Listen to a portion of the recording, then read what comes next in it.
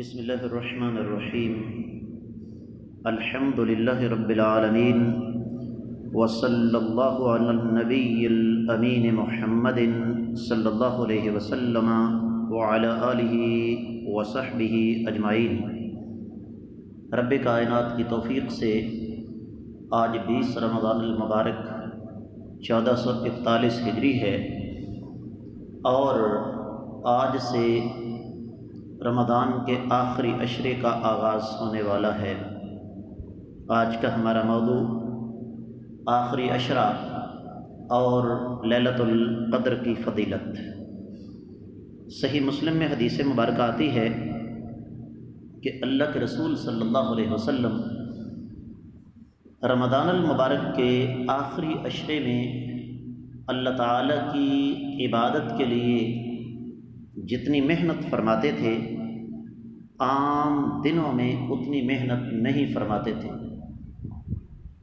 پھر صحیح بخاری وغیرہ میں حدیث ہے کہ اللہ کے رسول صلی اللہ علیہ وسلم آخری عشرہ اعتکاف فرماتے اور اس آخری عشرے میں لیلۃ القدر کو تلاش کرنے کی کوشش کرتے۔ اس کے ساتھ ساتھ صحیح بخاری اور صحیح مسلم میں ایک اور حدیث ہے، سیدہ عائشہ رضی اللہ تعالیٰ عنہ فرماتی ہیں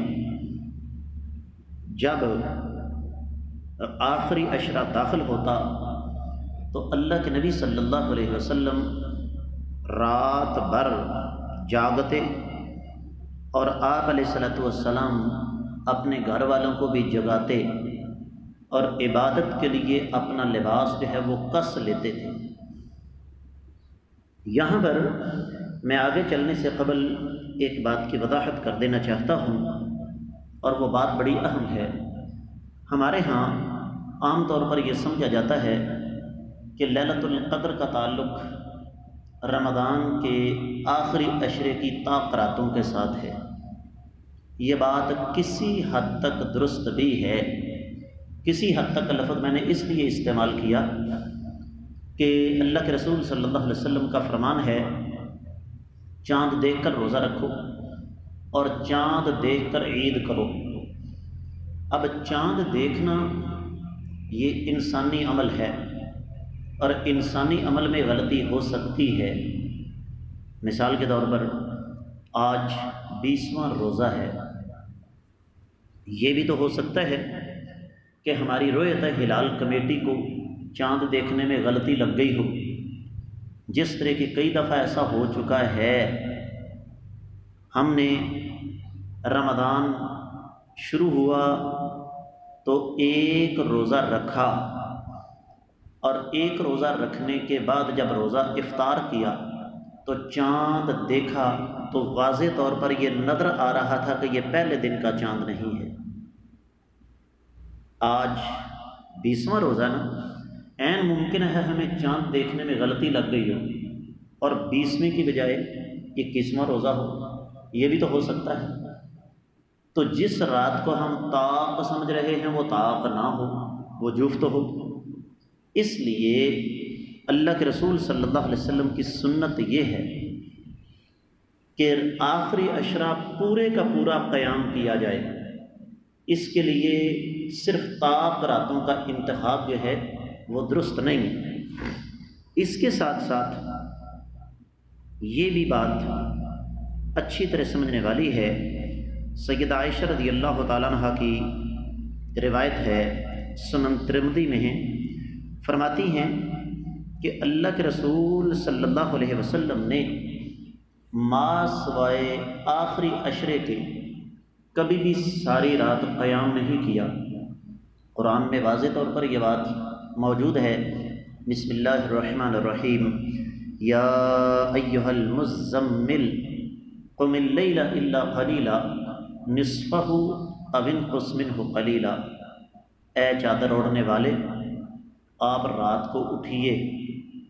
کتنا رات کا قیام ہے آپ کا؟ آدھی رات یا آدھی رات سے بھی تھوڑا۔ یہ ایک عمومی قاعدہ ہے، یہ ایک عمومی بات اللہ تعالیٰ نے نبی علیہ الصلوۃ والسلام سے مخاطب ہو کر فرمائی۔ لیکن رمضان کا آخری عشرہ اللہ کے رسول صلی اللہ علیہ وسلم بذات خود بھی رات بھر قیام فرماتے اور اپنی ازواج مطہرات کو بھی جگاتے۔ اس سے پتہ کیا چلا کہ سنت یہ ہے کہ اس آخری عشرے میں زیادہ سے زیادہ رات کو قیام کیا جائے۔ اور اس آخری عشرے کی فضیلت کیا ہے؟ اس میں ایک رات ہے جس کے بارے میں اللہ رب العزت ارشاد فرماتے ہیں، بسم اللہ الرحمن الرحیم، حامیم والکتاب المبین، انا انزلناہ فی لیلۃ مبارکۃ انا کنا منذرین۔ اللہ تعالیٰ نے قسم کھا کر فرمایا کہ ہم نے اس قرآن کو بابرکت رات میں نازل کرنا شروع کیا۔ اب اس آخری عشرے میں وہ بابرکت رات ہے جب رب کائنات نے اس قرآن کو لوح محفوظ سے آسمان دنیا پر نازل فرمایا۔ لیلۃ القدر کی رات تھی، ایک مفہوم اس کا یہ ہے۔ اور وہاں سے پھر اللہ تعالیٰ نے اپنی حکمت کے تحت اس قرآن کو 23 سال میں تھوڑا تھوڑا کر کے نازل فرمایا۔ دوسرا مفہوم اس کا یہ ہے کہ اس رات کو قرآن جو ہے وہ نازل ہونا شروع ہوا۔ اب یہ جو لیلۃ القدر ہے اس کے کچھ خصائص اہل علم نے بیان فرمائے ہیں۔ ان میں سب سے پہلا کہ اس میں قرآن نازل ہوا، اور جس رات کو قرآن نازل ہوا وہ بابرکت رات ہے۔ دوسری اس کی خوبی یہ ہے کہ یہ 1000 مہینے سے بہتر ہے۔ لیلۃ القدر خیر من الف شہر۔ اللہ نے یہ نہیں فرمایا کہ لیلۃ القدر 1000 مہینے کے برابر ہے، بلکہ 1000 مہینے سے افضل ہے۔ اور اس کو اگر حساب و کتاب کیا جائے تو یہ کم و بیش کوئی 84 سال بنتے ہیں، یعنی ایک رات کی عبادت 84 سال کی رات کی عبادت کے برابر نہیں بلکہ اس سے بہتر اور افضل ہے۔ پھر اس رات کو اللہ رب العزت نے سورۃ دخان کی 3 آیت مبارکہ میں لیلۃ مبارکۃ کہا، یہ بابرکت رات ہے۔ تو اس کا مطلب کیا ہوا کہ جس طرح رمضان مبارک ہے نا، نبی علیہ السلام نے فرمایا جاءکم شہر مبارک، تمہارے پاس ایک بابرکت مہینہ آ رہا ہے۔ تو جب رمضان آیا معمولات زندگی تبدیل ہو گئے، اسی طریقے سے اگر لیلۃ مبارکۃ آئی تو معمولات زندگی تبدیل ہونے چاہیے۔ عام عبادت کی نسبت اس رات کو عبادت کچھ زیادہ کرنی چاہیے۔ پھر اس رات کی چوتھی خوبی یہ ہے کہ اس میں کثرت کے ساتھ اللہ تعالیٰ کے فرشتوں کا نزول ہوتا ہے۔ اور یہ فرشتے کیوں اترتے ہیں، کیوں زمین پر آتے ہیں؟ اصل میں یہ اللہ تعالیٰ کے ان بندوں کے لیے دعا کرنے کے لیے آتے ہیں جو اس رات کو عبادت کرتے ہیں۔ تو اس انسان سے بدبخت کون ہوگا جو ان راتوں کو فضولیات، عیش و عشرت، لہو و لعب اور بیہودہ چیزوں کے اندر گزار دے۔ کس قدر خوش نصیب ہوں گے وہ لوگ کہ جب فرشتے زمین پر اتریں گے تو وہ اللہ کی عبادت کر رہے ہوں گے۔ پانچویں چیز یہ ہے کہ رب کائنات نے اس رات کو سلامتی والی رات کہا ہے۔ اہل علم یہ فرماتے ہیں کہ اس رات کو شیطان جو ہے وہ اللہ کے نیک بندوں کو بہلا نہیں سکتا، پھسلا نہیں سکتا۔ یہ اس رات کی فضیلت ہے۔ چھٹی اس رات کی فضیلت یہ ہے، قرآن کہتا ہے فیہا یفرق کل امر حکیم، کہ اللہ ملک العلام رب الجلال والاکرام اس رات لوگوں کی موت اور لوگوں کے رزق وغیرہ کا فیصلہ کرتے ہیں۔ تو جب اس رات کی یہ فضیلت ہے کہ اس رات فیصلے ہوتے ہیں تو آپ اور میں اس بات کو سمجھ جائیں کہ جب اللہ تعالیٰ فیصلہ کر رہے ہوں، ہم اللہ کے سامنے گڑ گڑا رہے ہوں، تو یقیناً اللہ تعالیٰ ہمارے بارے میں بہتر فیصلہ کریں گے۔ اور پھر ساتویں اس کی خوبی یہ ہے کہ اللہ رب العزت اس رات جو ایمان کی حالت میں اللہ تعالیٰ سے اجر کی امید رکھتے ہوئے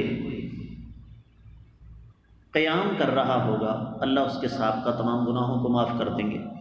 حدیث میں آتا ہے من قام لیلۃ القدر ایمانا واحتسابا غفر له ما تقدم من ذنبه، صحیح بخاری اور صحیح مسلم کی حدیث ہے کہ جس نے لیلۃ القدر کو ایمان کی حالت میں اللہ تعالیٰ سے اجر کی امید رکھتے ہوئے قیام کیا تو رب کائنات اس کے سابقہ تمام گناہوں کو معاف فرما دیں گے۔ اور یہ سورہ مبارکہ قیامت تک کے لیے اس رات کو نازل ہوئی ہے۔ اس رات کے بارے میں انا انزلناہ فی لیلۃ القدر، لیلۃ القدر خیر من وما ادراک ما لیلۃ القدر، لیلۃ القدر خیر من الف شہر۔ تو یہ ایک بہت بڑی عظمت اور بہت بڑی فضیلت ہے۔ اس لیے ایک مسلمان کو یہ چاہیے کہ اس رات زیادہ سے زیادہ، اگر مکمل رات نہیں ہے تو زیادہ سے زیادہ اس رات کو قیام کرنے کی کوشش کرے، بلکہ اس پورے کے پورے عشرے میں نبی کریم صلی اللہ علیہ وسلم کی سنت کے مطابق عمل کرتے ہوئے عین ممکن ہے اللہ مالک العلم رب الجلال والاکرام اس کو لیلۃ القدر پانے والوں میں شامل کر دیں۔ اور ایک بات اور میں سمجھا دینا چاہتا ہوں، وہ یہ کہ ہمارے ہاں عام طور پر یہ سمجھا جاتا ہے کہ 27ویں کی رات جو ہے وہی لیلۃ القدر ہے۔ یہ بات غلط ہے، اور اس کے ساتھ ساتھ اس رات کی جو دعا ہمیں مختلف احادیث سے ملتی ہے، اللہم انک عفو تحب العفو فاعف عنی، اللہم انک عفو تحب العفو فاعف عنی، یہ دعا جو ہے وہ پڑھنی چاہیے۔ رہا یہ مسئلہ کہ لیلۃ القدر کا پتہ کیسے چلے گا، اس رات کا پہلے پتہ نہیں چلتا۔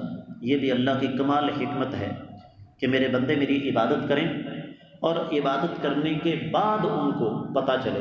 صحیح مسلم میں حدیث مبارکہ موجود ہے، اللہ کے رسول صلی اللہ علیہ وسلم نے ارشاد فرمایا کہ لیلۃ القدر کے بعد جو سورج طلوع ہوتا ہے نا، اس کی شعاعیں اتنی تیز نہیں ہوتی۔ یہ ایک علامت ہے۔ دوسری علامت ہے، حدیث میں آتا ہے کہ لیلۃ القدر زیادہ گرم نہیں ہوتی۔ مئی کا مہینہ چل رہا ہے، گرمی کا موسم تو ہے، ٹمپریچر درجہ حرارت 39-40 کے ارد گرد ہے، لیکن لیلۃ القدر والی رات زیادہ گرم نہیں ہوتی ہے۔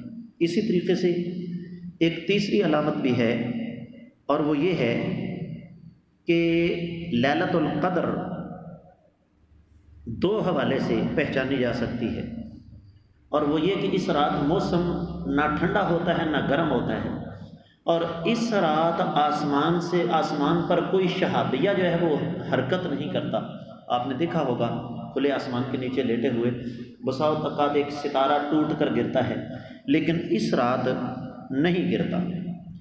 اسی طریقے سے اللہ کے رسول صلی اللہ علیہ وسلم نے اس کی اور کچھ چھوٹی چھوٹی علامات جو ہیں وہ ہمیں بتائی ہیں، لیکن جو اصل بات میں سمجھانا چاہتا ہوں وہ یہی ہے کہ ہمیں آخری عشرہ مکمل طور پر زیادہ سے زیادہ قیام کرنا چاہیے، اللہ تعالیٰ کے حضور توبہ کرنی چاہیے، قرآن کی تلاوت کرنی چاہیے، استغفار کرنا چاہیے، یہاں تک کہ اگر ہم لیٹے بھی ہوں تو لیٹے ہوئے ہمیں اللہ تعالیٰ کا ذکر کرتے رہنا چاہیے۔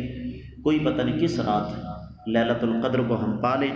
اللہ تعالیٰ سے دعا ہے کہ اللہ تعالیٰ ہمیں سمجھ کر عمل کرنے کی توفیق مرحمت فرمائے۔